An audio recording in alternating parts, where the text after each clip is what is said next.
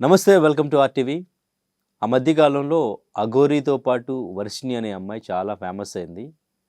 So ఈ మధ్య కొంచెం గ్యాప్ తీసుకుని మళ్ళీ ఇప్పుడు మీడియా ముందుకు వచ్చి నన్ను ఒక వ్యక్తి బాగా వేధిస్తున్నారు, తన పైన నేను కేస్ ఫైల్ చేయాలనుకుంటున్నాను అని చెప్పేసి మాట్లాడుతూ ఉన్నారు.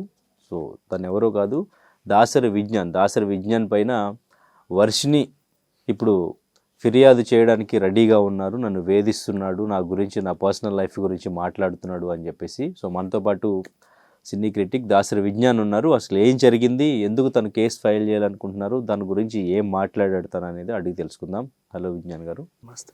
ఏంటి అసలు వర్షిణికి మీకు సంబంధం ఏంటి? అసలు తను మీ పైన కేసు ఫైల్ చేస్తాను, నన్ను వేధిస్తున్నాడు అని చెప్పేసి తను మాట్లాడుతూ ఉన్నారు. అసలు ఏం జరిగింది? రోజు నాతో కలిసి న్యూస్ చేసే వాళ్ళందరూ కూడా ఈరోజు నన్ను న్యూస్ చేశారు. ఈరోజు నేను న్యూస్ అయి కూర్చున్నా. ఆ విషయం ఏంటి, ఫర్ ఎగ్జాంపుల్, సరే ఆమె మాట్లాడింది ఏంటో విన్నాను నేను. నా గురించి ఏం తెలియకుండా నన్ను వేధిస్తున్నాడు, నా గురించి, నా పర్సనల్ గురించి ఏం తెలియకుండా మాట్లాడుతున్నాడు, పొట్టి బట్టలు వేసుకున్నాను, నా బట్టల గురించి నువ్వెవరు మాట్లాడడానికి అనేవి నేను చూసా. First of all, not only Varshini, ఏ అమ్మాయిని గురించి కూడా నేను పొట్టి బట్టలని ఇప్పటి వరకు, ఇన్నేళ్ల ప్రస్థానంలో, 10-15 ఏళ్ళ ప్రస్థానంలో ఇప్పటి వరకు కూడా నేను చెప్పిన దాఖలాలు లేవు ఏ ఛానల్లోనూ కూడా. కనీసం ఎన్ని లక్షల వీడియోలు ఉంటాయిగా, షార్ట్స్ అనో ఇవనో. ఒకసారి మనం ఒక వీడియో చేసి అదే మన సిస్టర్ కన్సర్న్ ఛానల్స్లో కూడా వేస్తూ ఉంటాం, వేరే వేరే వింగ్స్లో. అన్నీ అంటే 5 టాపిక్లు వేస్తే 50 చోట్ల పడతాయి. ఎక్కడ కూడా దాఖలాలు లేవు. అలాంటిది మరి ఈవిడ నేను ఎప్పుడు అన్నానో నాకు తెలియదు. నా నోటి నుంచి ఆ మాట ఎప్పుడు వచ్చిందో ఆవిడకే తెలియాలి, నాకైతే తెలియదు. Because I didn't do that. నా నోటి నుంచి శ్రీవర్షిణి గురించి కానీ పొట్టి బట్టలు అనే పదం ఇప్పుడు మాట్లాడుతున్నా, ఇంత ఉందైతే ఎప్పుడేం అల్లా. అండ్ నెక్స్ట్, నా గురించి ఏమీ తెలియకుండా మాట్లాడడము అంటే, ఫస్ట్ ఆఫ్ ఆల్ శ్రీవర్షిణి గురించి ఇప్పటివరకు నేను ఎప్పుడు నెగిటివ్గా మాట్లాడలా. వాళ్ళిద్దరి ప్రస్థానం మొదలైనప్పటి నుంచి, అంతెందుకు అఘోరీ స్టార్ట్ అయినప్పటి నుంచి కూడా ఇది అఘోరి కాదు, ఏదో గోరి, అది ఇది అని చాలామంది పిచ్చి పిచ్చిగా మాట్లాడినా కూడా వాళ్ళందరికీ కౌంటర్లు ఇస్తా నేనే సపోర్ట్ చేశాను. నేను సపోర్ట్ చేశా కాబట్టే ఈ అమ్మాయి ఫస్ట్ టైం అతనితో బయటికి వెళ్ళినప్పుడు నన్ను నమ్మి నా ఇంటికి వచ్చింది. ఎక్కడికి వెళ్ళలా, ఏ స్టూడియోకి వెళ్ళలా. మీకు కూడా లైవ్లో ఇచ్చేవాళ్ళు వీళ్ళు, ఆ వీడియో కాళ్ళల్లో. కార్ డైరెక్ట్ వచ్చి ఇంటర్వ్యూ నాతోనే కదా వచ్చి చేసింది, వేరే ఒక గ్రీన్ మ్యాట్ ఛానల్లో. నాకే, నువ్వు నన్ను నమ్మేందుకు వచ్చావు? బికాజ్ నీ గురించి నేను ఒకనే పాజిటివ్గా మాట్లాడతానని నీకు తెలుసు కాబట్టి. ఇప్పటి వరకు కూడా ఈవిడ గురించి పాజిటివ్గా మాట్లాడిందే తప్ప ఎప్పుడు ఎక్కడ నెగిటివ్గా మాట్లాడింది లేదు. వీళ్ళు కలిసి ఉన్నప్పుడు వీళ్ళు గొడవలు పడ్డా కూడా వీళ్ళ గురించి మనం పాజిటివ్గానే మాట్లాడాం. ఇప్పటికీ నాకు అఘోరి అంటే నెగిటివ్ ఇంపాక్ట్ అని, ఎందుకంటే అఘోరి ఎవరిని చేయలేదు, ఎవరిని కిడ్నాపులు చేయలేదు, బాంబులు పేల్చలేదు, మత్తు మందులు ఇచ్చి ఇంకేదో చేయలేదు, డ్రగ్లు కూడా ఇవ్వలేదు, సప్లై చేయలేదు. తను ఏదో వచ్చింది వెళ్ళింది, ఒక న్యూస్ అయ్యింది అంతే. ఈవెన్ శ్రీవర్షిణి అయినా ఆవిడిష్టం, ఎవరితో వెళ్ళినా ఆవిడిష్టం. అదే కూడా గతంలో మాట్లాడుకున్నాం, ఇప్పుడు కూడా. సడన్గా ఏమైందంటే, రీసెంట్గా ఆ అఘోరి క్యారెక్టర్ వెళ్ళిపోయింది. ఈ అమ్మాయి మాత్రం మళ్ళీ ఇంటర్వ్యూలు ఇచ్చుకుంటూ వస్తుంది. ఎందుకు ఈవిడ మళ్ళీ ఇంటర్వ్యూలు ఇస్తుంది అని అనుకుంటే, మేము ఒక టాపిక్ చేసాము.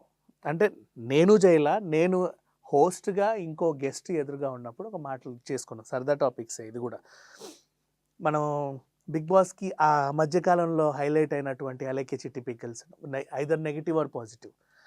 అలాగే దివ్యల మాధురి గారు, ఐదర్ నెగిటివ్ ఆర్ పాజిటివ్. అక్కడికి బిగ్ బాస్కి వెళ్ళారు కదా.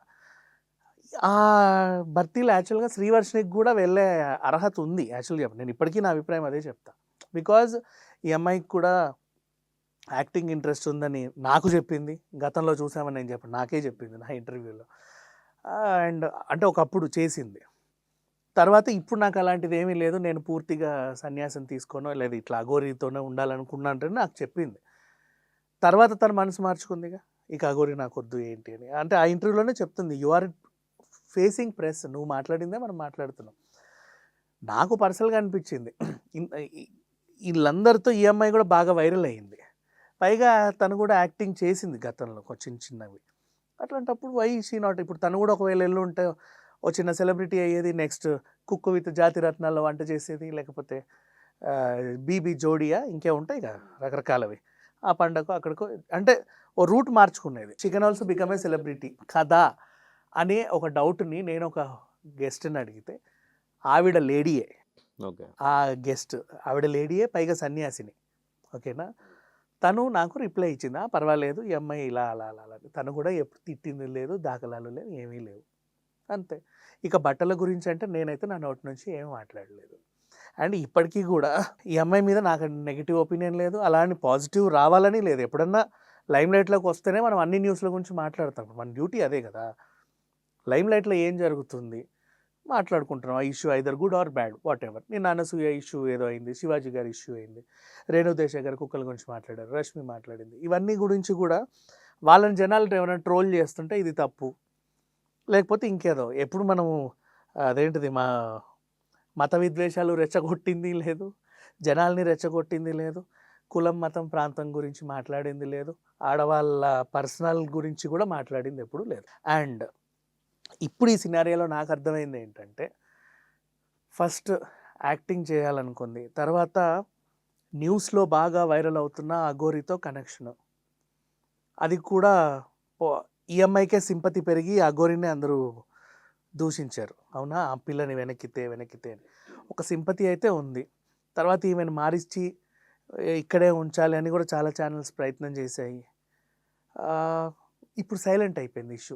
ఆ అమ్మాయి అటు వెళ్ళి వచ్చిన తర్వాత అదేంటిది అఘోరితో పాటు తీసుకెళ్ళి ప్రొటెక్షన్ సెల్లో పెట్టారు కదా, సైలెంట్ అయిపోయింది. ఇప్పుడు ఇంటర్వ్యూలు ఇస్తుందంటే maybe she want to become a news again. నేనే దొరికానా నిన్నేదో చేయడానికి? ఇప్పుడు ఒక ఆరోపణ ఒక మనిషి మీద నువ్వు వేయగలవు. నీకున్న ఈజీ సోర్స్ ఏంటంటే అన్ని ఛానల్ నెంబర్స్ నీకున్నాయి. ఏ ఛానల్లో అయితే నీకు బాగా రీచ్ ఉందో వాళ్ళ నెంబర్స్ కూడా నీకున్నాయి. అంత ఈజీగా వాళ్ళని అప్రోచ్ అవ్వగలవు. ఒక సెన్సేషన్ టాపిక్ నువ్వేమన్నా ఇస్తే వాళ్ళే వస్తారు, నువ్వు వద్దన్నా కూడా. దేకేం నువ్వు చెప్పావు కరెక్టే, వాట్ ఈస్ ద సోర్స్? సరే, వేధించాడు, ఏ విధంగా వేధించాడు, ఏమన్నాడు? నువ్వేదో చెప్తున్నావు, ఆ చెప్పిన వాటి అయితే ఎక్కడ ఎవిడెన్స్లు లేవు, కానీ న్యూస్లో మాత్రం హైలైట్ అవుతాంగా. ఇప్పుడు మళ్ళీ నువ్వు నన్ను పిలుస్తావు, ఏమైంది నిజమా కాదా చెప్పు. అదే అదేం లేదా, నేను చెప్పుకుంటూ ఈ ఇష్యూ చుట్టూ తిరగాలి. తిరుగుతా దీన్ని నేనే పోషించాలి. ఆవిడ పెంచి వదిలేస్తే మనం పోషిస్తూ ఉండాలి దాన్ని. So I don't want to become a news, మనకు అవసరం లేదు. మరి అమ్మాయి ఎందుకు అలా అనుకుందో ఏమనుకుందో నాకైతే తెలియదు. ఈవెన్ స్టిల్ ఇప్పటికీ కూడా అదేంటిది నేను అన్న మాటల్లో ఎక్కడ తప్పు అయితే లేదు. ఆమె దగ్గర వీడియో ఉంటే అది చూపించుకోవచ్చు కదా. ఫర్ ఎగ్జాంపుల్ ఒక రిపోర్టర్ వెళ్ళాడు, ఏమన్నాడమ్మా నిన్ను అడిగి చూడండి ఎలా మాట్లాడాడో. యూ షుడ్ హ్యావ్ సంథింగ్ కదా, అది లేదు నీ దగ్గర. But you created a news. ఇప్పుడు నేను మళ్ళీ డిఫేమేషన్ వేసి కూడా దీన్ని పోషించాలనుకోవట్లా. ఐ కెన్ డూ, నేను మళ్ళీ డిఫేమేషన్ వేయొచ్చు, ఎందుకమ్మా ఇలా బ్యాడ్ చేసావు ఏంటి ఇది అని. మళ్ళీ ఇదే చర్చ నడుస్తూ ఉంటుందిగా. అఘోరి శ్రీవర్షిని పోయి శ్రీవర్షి వర్సెస్ విజ్ఞాన్ శ్రీవర్షి, మళ్ళీ తమ్నేల్లో నేను, నా మొహాలు, నా ఎక్స్ప్రెషన్లు, దాని కింద ఎవడెవడో అడ్డమైన కామెంట్లు. మనకి ఎందుకు? మనం న్యూస్ గురించి చర్చించాలనే అనుకుంటానే తప్ప నేను న్యూస్ అవ్వాలని నాకు కోరిక లేదు. అవ్వాలనుకుంటే ఎంతసేపు మనకి, నాకు తెలియని ఛానల్సా చెప్పు. నేను వస్తానంటే ఎవడన్నా వద్దంటాడా? పిలిచి మరి బాబు మీ ఛానల్ రావాలని కూర్చోవాలని ఏదో మాట్లాడాలనుకుంటున్నానంటే ఎవరు వద్దంటారు నన్ను? మరి ఇంకేంటి, దీని గురించి ఎక్కువ మాట్లాడాలని కూడా నాకు అనిపించట్లా. కానీ అంటే మీరు ఇంటర్వ్యూ చేయాలన్నప్పుడు ఫస్ట్ ఆ ఛానల్కి వచ్చి సంథింగ్, అదే మీరు వేరే ఛానల్లో చేస్తారో ఏమో, కానీ ఆ ఇంటర్వ్యూ అయితే మీకే ఫస్ట్ ఇచ్చారని చెప్పేసి చెప్తున్నారు కదా. ఏ ఇంటర్వ్యూ? వాళ్ళిద్దరూ కలిసి బయటకు వచ్చి స్టూడియోకి వచ్చి ఇచ్చిన ఇంటర్వ్యూ. నాకే పర్సనల్గా వచ్చి ఇచ్చారు ఇంటర్వ్యూ. మీకే ఇవ్వడానికి రీజన్ ఏంటి? మీరు ఎవరిని కాంటాక్ట్ అయ్యారు? ఏమో నన్ను నమ్మింది. ఎవరిని కాంటాక్ట్ అయ్యారు? నేను అఘోరికి కాల్ చేశా, ఇంటర్వ్యూ కావాలి వస్తావా, ఒకటే మాట, అడ్రస్ లొకేషన్ పెట్టు వచ్చేస్తాను. నేను అప్పుడు ఎక్కడో ఏదో హైవే పైన ఉంది. ఆ హైవే పైన వస్తూ కూడా మీ ఛానల్కి లైవ్ ఇచ్చుకుంటూనే వచ్చింది ఏదో. నా దగ్గర నైట్ ఎప్పుడు సమ్ అరౌండ్ 8 ఆర్ టైంకి వస్తే నేను ఆ టైంకి స్టూడియో ఉంచుకొని గ్రీన్ మ్యాట్ రెడీ చేసుకొని, కెమెరామ్యాన్ కూడా లేడు పాపం, ఒక అబ్బాయి ఏదో రాంగ్లోగా పెట్టాడు, మరి పర్ఫెక్ట్గా ఏం లేదు, హ్యాపీ కూర్చొని. ఇప్పుడు మీతో బాగా మాట్లాడిందా? అప్పుడే కదా అఘోరితో ఆమె వెళ్ళి ఫస్ట్ నా దగ్గరికే వచ్చింది. ఏం నమ్మొచ్చావు, నేను నిన్ను తీసుకెళ్ళి ఎవరికన్నా పోలీసులకు అప్పచెప్పొచ్చావు, ఇంకేం చేసావు, అంత నమ్మేవు నన్ను. మరి ఆ నమ్మకం ఇప్పుడు ఏమైంది? అప్పుడు ఏం మాట్లాడారు అంటే అడుగుంటారు కదా, ఉంది ఆ ఇంటర్వ్యూ లైవ్ స్ట్రీమింగ్లో ఉంది, లక్షలు పోయింది, ఇప్పటికీ ఉంది. మీరు అడుగుంటారు కదా లైవ్లో ఏం నమ్మొచ్చారు. చిచ్చి అట్లా అడగల నేను ఏం అడగలేదు. ఎందుకంటే నాకు ఐ నో కదా పాపం వాళ్ళు నన్ను నమ్మే వచ్చారని నాకు తెలుసు. ఫస్ట్ ఇంటర్వ్యూ వద్దనే అనుకున్నాము. తర్వాత వీళ్ళిద్దరితో పర్సనల్గా మాట్లాడింది గంట ఇంటర్వ్యూ ముందు. అది పర్సనల్గా ఏం మాట్లాడారు? పర్సనల్గా ఏంటమ్మా ఆ పర్సనలే ఇంటర్వ్యూలో కూడా చెప్పారు. నిజంగా చెప్పాలంటే ఏం దాచుకుంటారు, అది కెమెరా వద్దులే నీకు నా బాధ చెప్పుకోవడానికి వచ్చామని చెప్పేసి ఆవిడ అఘోరి. అది కాదన్నా ఇది కాదన్నా ఇది, నాకు ఇక్కడే ఉండాలని ఉంది, వెళ్ళాలని లేదని ఈ అమ్మాయి. ఇదంతా కెమెరా ముందు చెప్తామని కన్విన్స్ చేస్తే జస్ట్ కాసేపట్లోనే డెసిషన్ తీసుకొని I will face the camera అని వచ్చింది. అది ఆశ్చర్యం, నాకు అర్థం కాల. వెళ్ళేటప్పుడు కారు కూడా రాక్కుపోయింది పాపం వాళ్ళది. ఆ టైంకి గేట్ వేస్తే ఆ కారు మరక కూడా ఇంకా సెల్లార్లు అలాగే ఉంటుంది, పెయింట్ వేసి ఉంటుంది కదా కార్కి, అది రాక్కుపోయింది. ఓకే, ఇంటర్వ్యూ అయిపోయిన తర్వాత మళ్ళీ ఎప్పుడైనా నెక్స్ట్ డే వెళ్ళిపోయింది. మాట్లాడడం జరిగింది ఎప్పుడైనా ఫోన్ చేయడం? ఈ రోజు వరకు మళ్ళీ ఎవరితో మాట్లాడింది లేదు. అయినా ఈఎంఐ కాంటాక్ట్ మనకెందుకు, నా దగ్గర ఎందుకు ఉంటుంది? అప్పుడంటే అగోరి నెంబర్ ఉంది, అందరం మాట్లాడాం కాబట్టి ఏంటా అని చెప్పేసి. సో ఇప్పుడు ఇవన్నీ ఓన్లీ ఎలిగేషన్సేనా, ఏదో ఒక న్యూస్ చేయడానికి? It's okay. అంటే నీకు ఇప్పుడు లైమ్ లైట్లోకి రావాలి, ఏదో ఒకటి అవ్వడానికి నన్నెందుకు ఎంచుకున్నావు అనేది నా క్వశ్చన్. ఓకే, ఫోన్లో ఎంచుకున్నంత మాత్రం అందరిలా నేను దీన్ని పోషించను. ప్రతి ఛానల్కి వెళ్ళి కూర్చొని అట్లా కాదండి ఇది కాదు ఈ వివరణ కూడా నేను ఇచ్చుకోను. I never care. ఇందాక కూడా మన వాళ్ళు ఎవరో ఫోన్ తీసుకున్నారు, నాకు అప్పుడే తెలిసింది. ఓకే, ఓ స్టూడియో నుంచి కిందికి దిగా, ఎక్కడెక్కడ తిందామని కుమారి యాంటీ టైప్ సెటప్స్ ఉంటాయి కదా అక్కడక్కడ, వాళ్ళ దగ్గర బాగుంటాయి. సో వెతుక్కునే క్రమంలో ఉన్నప్పుడు ఫోన్ వచ్చింది. ఇట్లా ఎవరో శ్రీవర్షిని ఏదో అన్నావంట, పెద్ద సెన్సేషన్ అవుతుంది, అదవుతుంది. ఏమవుతుంది నాకేం తెలియదు, నీకు నిజంగా తెలియదా, ఏమీ తెలియదా అని చెప్తే సరే ఫోన్లోకి రమ్మంటే వచ్చా. ఐ డోంట్ నో అండి అని చెప్తా. మరి నెక్స్ట్ మీరు ఏం యాక్షన్ తీసుకోబోతున్నారని అడిగి, నేను ఏం తీసుకుంటాను బాబు యాక్షన్, నాకు ఇంకా బోల్డ్ అన్ని ఛానల్ తిరిగే పని ఉంది, ప్రజెంట్ దీన్ని వదిలే అని చెప్పేసి. అంత అవసరం లేదు. వాళ్ళ ఇంటెన్షన్ మనకు అర్థమైన తర్వాత మనం దాన్ని కంటిన్యూ చేయకూడదు. Let them.